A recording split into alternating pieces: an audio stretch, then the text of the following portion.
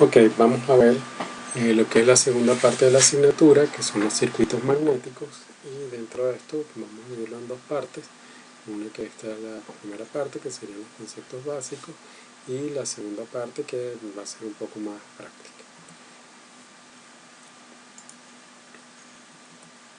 Ok, como motivación vamos a hablar de los transformadores, que es el objetivo al final que se quiere lograr con esto de los circuitos magnéticos.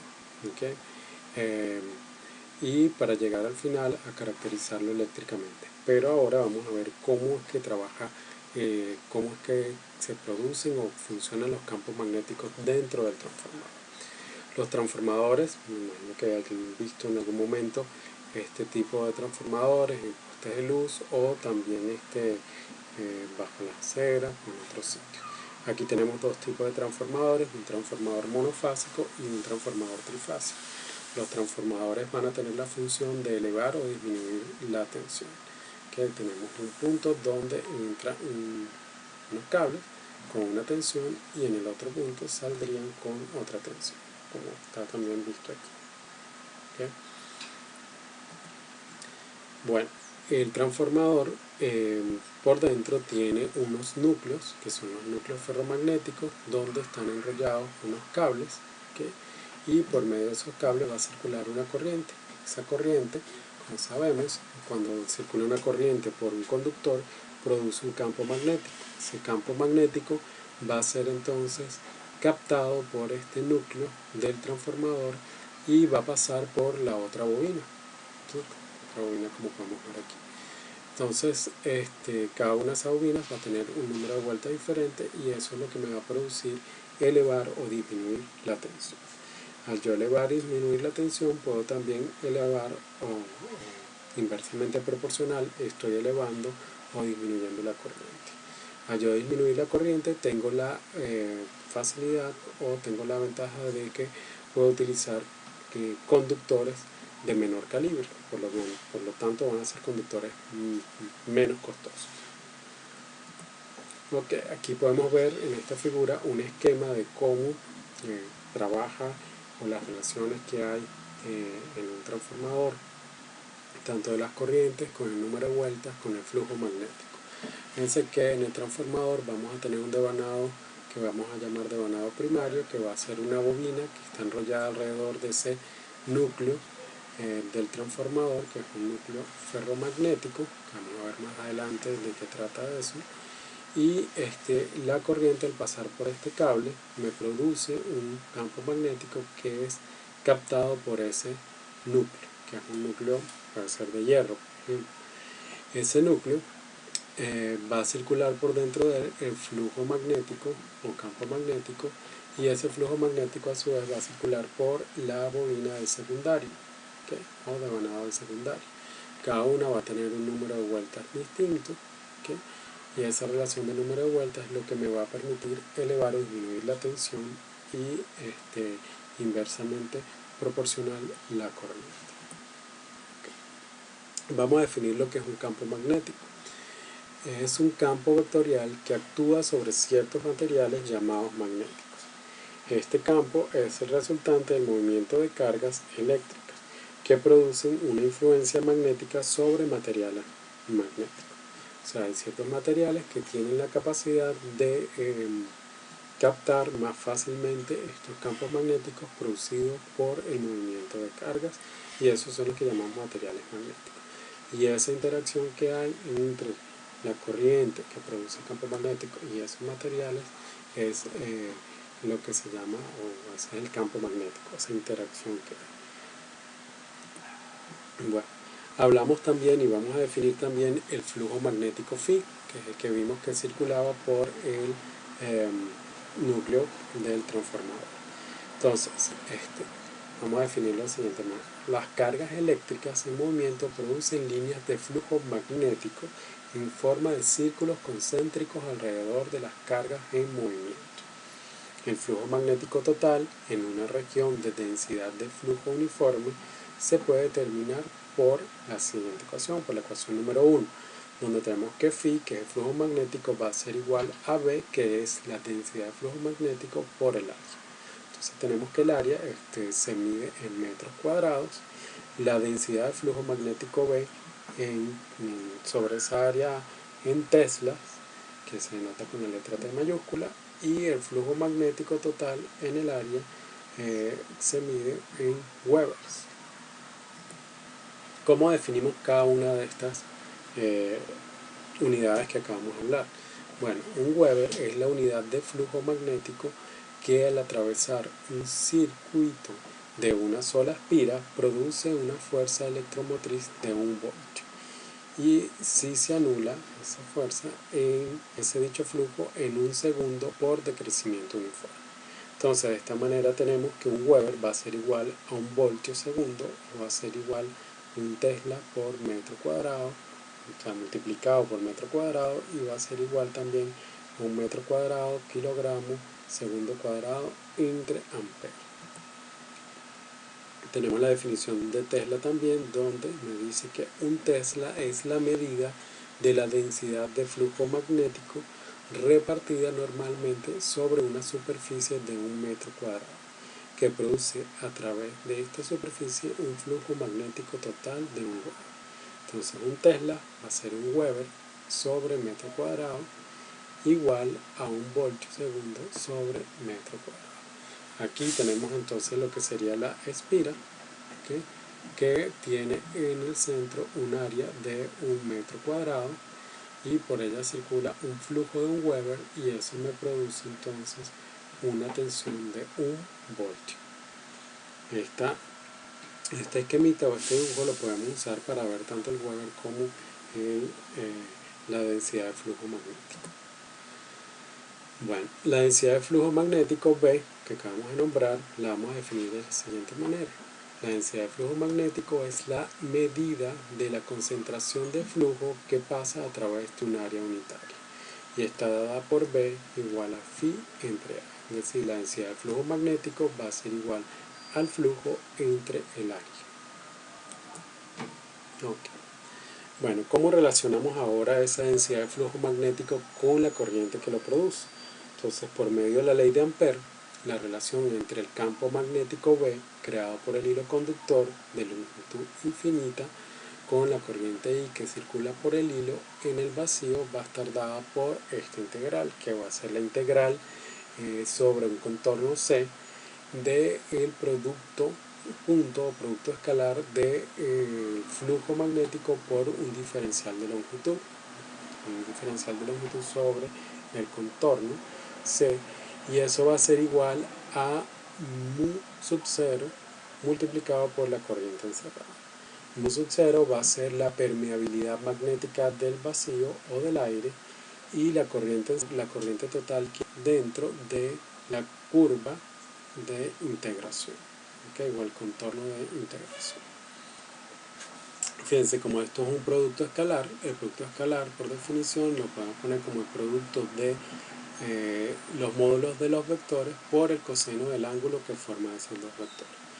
Aquí podemos ver en la figura que el diferencial de longitud y B van a estar siempre paralelos, ¿no? Si yo tengo un diferencial de longitud, va a estar en la misma dirección y sentido que el flujo magnético, que la densidad de flujo magnético, ¿okay?, o la densidad de campo magnético. Como van a estar en el mismo ángulo, en la misma dirección y sentido, entonces el ángulo entre ellos es 0. ¿Okay? Por lo tanto, aquí este coseno de 0 me va a dar 1. Y la corriente encerrada va a ser la corriente total I. ¿Okay? B va a ser constante alrededor de esa curva de integración o de ese contorno, por lo tanto no va a depender de la longitud, y lo puedo sacar de la integral. ¿Okay? Por lo tanto me queda que B por la integral de contorno cerrado de L va a ser igual a mu sub 0 por I. Esta integral simplemente va a ser entonces el perímetro de la curva, ¿okay?, porque va a integrar sobre esa curva, y eso va a ser igual a 2pi por D, donde D va a ser la distancia del centro del conductor a la curva, ¿okay?, que es esta B que tengo aquí. Y si despejamos ahora la densidad de flujo magnético B, eso va a ser igual a mu sub 0 por I entre 2pi por D. Okay. Vamos a ver ahora si, integramos, okay, si tenemos en vez de un hilo conductor un cilindro conductor, o sea, un conductor que va a tener un área transversal distinta de cero. Y si integramos o vemos cómo sería la densidad de flujo magnético dentro de ese conductor. Entonces vamos a tener aquí que esa corriente encerrada, que va a ser lo que me va a variar, va a ser igual a la integral de superficie de esta J, que esta J es la densidad de corriente, ¿okay? Va a ser un vector de densidad de corriente. Y producto punto por el diferencial de superficie, ¿okay? Bueno, en este caso vamos a decir que la corriente es constante, que la densidad de corriente es constante, por lo tanto la densidad de corriente va a ser la corriente total dividida entre el área total. ¿Okay? Y como es constante, eso va a ser igual, esa relación va a ser igual para cada uno de los contornos que tengamos dentro de esa conductor. Entonces, para cualquier corriente encerrada, entre el área encerrada por el contorno, eso va a ser igual a la corriente total entre el área total. Bueno, sustituimos eso entonces aquí en la integral, ya que J es la densidad de corriente y es constante, va a ser entonces la corriente total entre pi por R mayúscula al cuadrado, donde R mayúscula es el radio total o el radio del conductor. ¿Okay? Y eso multiplicado por el vector K, que sería el vector de hacia donde se dirige la corriente, ¿okay? Que en este caso sería como en la dirección Z. Entonces este sería el vector unitario. Producto punto por 2pi R de R, que esto sería entonces el diferencial de superficie, ¿okay? En la dirección K también. Esto sería como una especie de un anillo que hay en esta trayectoria, ¿okay? Bueno, el producto punto de K por K me va a dar 1 porque son dos vectores unitarios que están en la misma dirección. Y aquí se me va a ir este pi de abajo con el pi de arriba, ¿okay?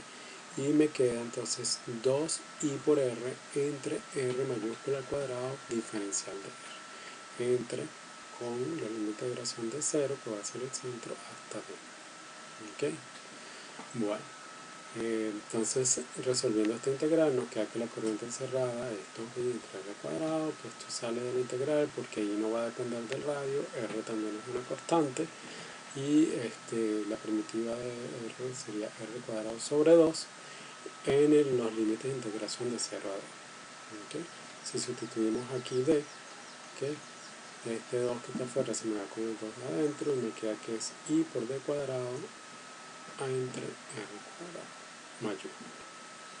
Entonces, en general vamos a tener que la densidad de flujo magnético dentro y fuera del conductor va a estar dado por estos dos valores que están aquí, por estas dos ecuaciones. Para el caso de D mayor o igual al radio del conductor, va a ser mu sub 0 por I entre 2pi D, donde D sabemos que va a ser mayor o igual a 0. Y para el caso de la densidad de flujo magnético para D menor que el radio del conductor, va a ser mu por D, que es la distancia, por I, entre 2pi R mayúscula al cuadrado. ¿Okay? Entonces, tenemos estas dos relaciones. ¿Okay? Aquí cambiamos el mu sub 0 por mu, que va a ser la permeabilidad magnética del conductor. Y mu sub 0 es la permeabilidad magnética en el vacío o en el aire. Ok, si graficamos entonces esas dos relaciones de densidad de flujo magnético, vamos a tener una recta, ¿okay? A ir validando D, vamos a tener una recta para el caso de la densidad de flujo magnético dentro del conductor. Esto va a llegar hasta un punto máximo en la superficie del conductor y luego va a decrecer de forma hiperbólica. Como vemos aquí con la ecuación que vimos anteriormente, que es mu sub 0 por I entre 2pi. Okay. Vamos a ver ahora lo que sería entonces el campo magnético producido por una bobina. Recuerden que al final vamos a tener un alambre enrollado como que es una bobina sobre un núcleo ferromagnético que es el núcleo del transformador. Entonces, ¿qué nos dice esto? Si se enrolla un conductor 2 o más vueltas y se pasa una corriente por este, el efecto producido por la corriente se multiplica por el número de vueltas. Este efecto multiplicado se llama fuerza magnetomotriz y se denota por la ecuación número 3. Y vamos a anotarlo con esta F cursiva que tenemos aquí. Entonces la fuerza magnetomotriz, que F es cursiva, va a ser igual a N por I, o sea, el número de vueltas por la corriente que pasa por el conductor. La fuerza magnetomotriz va a estar dada en unidades de amper vuelta. El número de vueltas de la bobina en serie va a estar dado por B, que no es una unidad como tal, pero para diferenciarla decimos que es B, que es el número de vueltas, y la corriente I en la bobina, que va a estar dada en amperes. Okay. Vamos a definir ahora lo que es un circuito magnético. Entonces es una disposición de materiales magnéticos que forman un camino para encerrar el flujo magnético y guiarlo en una dirección determinada. Dentro del circuito magnético se cumple la siguiente relación. Phi va a ser igual a F cursiva entre R cursiva. Esta sería la ecuación número 4. En este caso, bueno, ya conocemos quién es Phi y ya conocemos quién es F, que es el flujo y la fuerza magnetomotriz. Y aquí introducimos otro valor que es la reluctancia R. La reluctancia R va a estar dada en amper vueltas por Weber o amper vueltas sobre Weber. Y vamos a definir lo que es la reluctancia. La reluctancia es una medida de la oposición que el circuito magnético ofrece al flujo magnético. Esta cumple con la siguiente relación. R, que es la reluctancia, va a ser igual a L sobre mu por A. ¿Okay? Donde L va a ser la longitud media del campo magnético, que se va a expresar en metros. Mu es la permeabilidad magnética expresada en Henry por metro o Henry sobre metro, y A es el área de la sección transversal del circuito magnético expresado en metros cuadrados. Entonces, fíjense, L va a ser la longitud en la cual va a viajar el flujo magnético, mu, que es la permeabilidad magnética del material, y A va a ser el área de la sección transversal de ese material. Entonces aquí vemos nuevamente un esquema de lo que sería un circuito magnético, donde tenemos una bobina que está enrollada sobre un material ferromagnético, que es un material que va a tener una alta permeabilidad magnética mu, y esa corriente que nos produce el campo magnético es capturada por ese núcleo ferromagnético o ese núcleo de alta permeabilidad magnética, produciendo este flujo phi. ¿Okay? Y el área de la sección transversal, en este caso la sección transversal es como una especie de cuadrado, entonces vamos a tener esta área que está aquí, que es por la donde va a circular o va a atravesar el flujo magnético, y L va a ser la longitud del circuito magnético, la longitud del camino del flujo magnético. ¿Okay? N va a ser el número de vueltas e I ya sabemos que es la corriente. Si multiplicamos N por I, vamos a tener la fuerza magnetomotriz. Bueno, este circuito magnético lo podemos expresar también como con una analogía con el circuito eléctrico, donde vamos a tener una fuente constante, en este caso, que va a ser la fuente de la fuerza magnetomotriz. Vamos a tener una reluctancia que sería como la resistencia, ¿okay? En este caso nos hace resistencia al flujo magnético phi. Entonces, haciendo una analogía entre lo que es el circuito eléctrico y el circuito magnético, vamos a tener que phi va a ser de alguna forma similar o equivalente a lo que es la corriente I. F, que es la fuerza magnetomotriz, va a ser de alguna forma equivalente o va a ser relativo a lo que es la tensión eléctrica E de una fuente. R cursiva, que es la reluctancia, va a ser entonces de alguna forma equivalente o análogo a lo que es la resistencia, y entonces vamos a tener una especie de ley de Ohm de circuito magnético, donde vamos a tener que la fuerza magnetomotriz va a ser igual a phi por la reluctancia. que sería lo que se ve en los circuitos eléctricos como la tensión igual a la corriente por la resistencia. Entonces podríamos llamar esto como la ley de Ohm de los circuitos magnéticos. Okay. Vamos a ver un ejemplo para ver cómo tratar este tipo de cosas. Aquí tenemos este circuito magnético donde tenemos una bobinita que está enrollada sobre un núcleo que es magnético o ferromagnético. Se habla que es ferromagnético cuando tiene una permeabilidad magnética muy alta. Más adelante vamos a hablar un poquito de cada uno de estos materiales. Y este problema o este ejemplo nos dice encontrar el valor de la corriente del circuito de la figura para que circule un flujo de 3,75 microvolts. ¿Okay? ¿Qué datos tenemos? Tenemos el número de vueltas, que es 150 vueltas. Tenemos el espesor o profundidad del circuito magnético, que es 0,1 metros. Todo esto está expresado en metros. Nos dan también lo que es la permeabilidad relativa o el μ sub R. El μ sub R o permeabilidad relativa va a ser igual al μ del material entre un μ sub 0 que es el μ del aire. ¿Okay? Como estos van a tener la misma unidad, el μ relativo va a ser adimensional. También nos dan las dimensiones de este núcleo.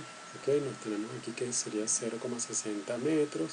Esto sería 0,10 metros, 0,10 metros, 0,10 metros, 0,10 metros. O sea, el ancho de todo esto sería constante y tenemos de alguna forma el alto y el ancho del circuito magnético del núcleo ferromagnético. Ok, ¿cómo entonces resolvemos este problema? Vamos a ver aquí más adelante. Bueno, lo primero entonces que tendríamos que ver es el camino del flujo. ¿Okay? Vamos a tomar un camino promedio, es decir, estas cruces que tenemos aquí estarían ubicadas en lo que sería la mitad de este ancho que está aquí, la mitad de este ancho, la mitad de este ancho, la mitad de este ancho. O sea, la mitad del grosor de cada uno de los brazos que están aquí. Entonces, este por ejemplo, que esto vale 0,10, esto estaría entonces en 0,05. O sea, se tendría 0,05 de aquí a aquí y 0,05 de aquí hasta acá. ¿Okay? Igualmente tendría 0,05 de aquí hasta acá. ¿Okay? Entonces eso me daría un contorno, ¿okay? Por el que va a circular esto. Entonces vamos a calcular ese camino promedio del flujo, que lo vamos a llamar L. Entonces sería 0,05, que sería la distancia que tengo de aquí hasta acá. De acá hasta acá sería 0,40.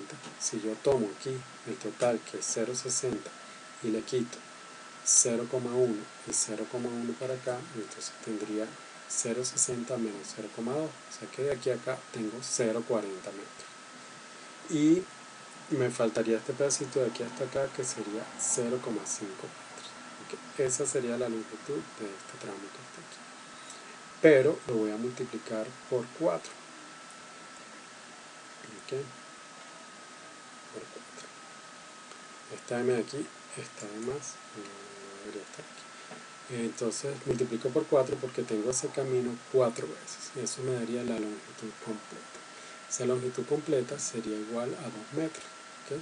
0,5 y 0,5 me dan 1 más 0,4 me daría 0,5 multiplicado por 4, 5 por 4, 2, 20, que serían los 2 metros. ¿Okay? La permeabilidad magnética del núcleo es μ, que es el μ relativo por μ sub 0. El μ relativo me lo dieron, que era 2000. Ese μ está dado en henros sobre metros. Y el μ del vacío es 4pi por 10 a la menos 7 henros sobre metro. Por lo tanto, el μ del material me va a dar 2,5 por 10 a la menos 3 henros sobre metro.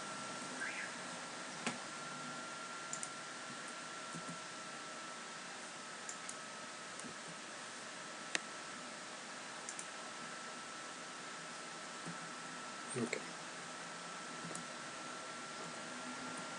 Bueno, entonces, ese circuito que teníamos allá como un esquema más o menos de lo que se ve en la realidad, lo vamos a representar ahora con el equivalente eléctrico, que sería la fuente de fuerza magnetomotriz, el flujo que circula por el circuito y la reluctancia total del circuito. Entonces la reluctancia la definimos que era como la longitud dividida entre el μ del material por el área. Ya vimos que la longitud total es 2 metros, ¿okay? El μ del material 2,5 por 10 a la menos 3 Henry sobre metro, y el área que es 0,01 metros cuadrados. ¿Okay? Así que si multiplicamos, fíjense que aquí me dice al principio que el espesor es 0,1 metros. Si yo multiplico 0,1 por 0,1 me va a dar entonces el área de la sección transversal. O sea, el espesor y esto vale 0,1 y esto que está aquí que sería el ancho, entonces tendría que el área transversal sería 0,01 metros cuadrados. Bueno, resolviendo esto que está aquí, pues tenemos que la reluctancia va a ser igual a 80.000 1 sobre Henry, o 80.000 sobre Henry, que sería la unidad de la reluctancia. Okay. Ahora vamos a calcular lo que sería la fuerza magnetomotriz. La fuerza magnetomotriz va a ser igual al flujo por la reluctancia. El problema me dice que el flujo va a ser 3,75 microweber. Multiplicado por la reluctancia que ya calculé, me da que la fuerza magnetomotriz es igual a 300 miliamperes vuelta, que son las unidades de la fuerza magnetomotriz. Ahora, para el cálculo de la corriente, partimos de esta ecuación que es la fuerza magnetomotriz, que va a ser igual a N1, que es el número de vueltas que tiene el circuito, multiplicado por la corriente. Despejamos de aquí la corriente y sustituimos los valores. La corriente va a ser igual a la fuerza magnetomotriz dividido entre el número de vueltas. Ya calculamos la fuerza magnetomotriz, que es 300 miliamperes vuelta, dividido entre 150 vueltas, que me lo da el problema, y obtengo entonces que la corriente es igual a 2 miliamperes. ¿Okay? Bueno, de esta manera culminamos lo que sería esta primera parte de circuitos magnéticos, viendo lo que son los conceptos principales de lo que es el magnetismo y de cómo lo vamos a trabajar dentro del circuito magnético y cómo calcular entonces los parámetros que hay dentro del circuito magnético, como sería la reluctancia, el flujo, la fuerza magnetomotriz, también la corriente que está relacionada con la fuerza magnetomotriz y bueno, los valores que vimos aquí. Más adelante entonces completaremos con circuitos un poquito más complicados. ¿Okay? Fíjense que como estamos viendo que hay un equivalente eléctrico, muchos o sea, las simplificaciones y leyes que se usan en los circuitos eléctricos los vamos a poder aplicar también aquí a los circuitos magnéticos. Bueno, eso es todo por esta parte. Más adelante continuaremos con la segunda parte de este tema.